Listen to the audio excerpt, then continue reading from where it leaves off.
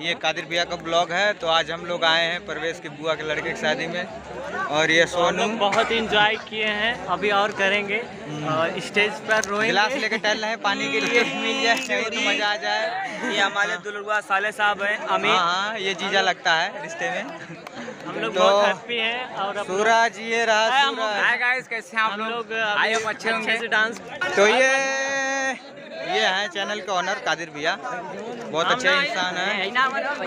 आप लोग भी हैं। जूता मेरा दिखा दो कैसा हो गया, देखो नाच कर करके सब ये वाइट हो गया। नाच नाच के। तो आइए हम पानी की तरफ ले चलते हैं। ये रहा पानी। हम क्या चीज?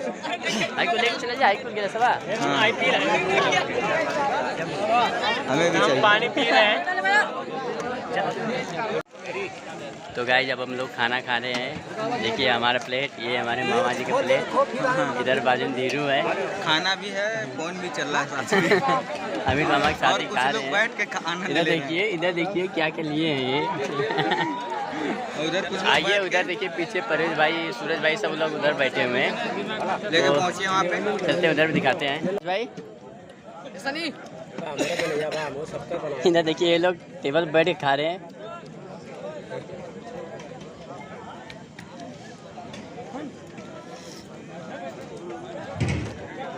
इधर सब लोग खा रहे हैं। इधर हमारे सागर भाई भी हैं।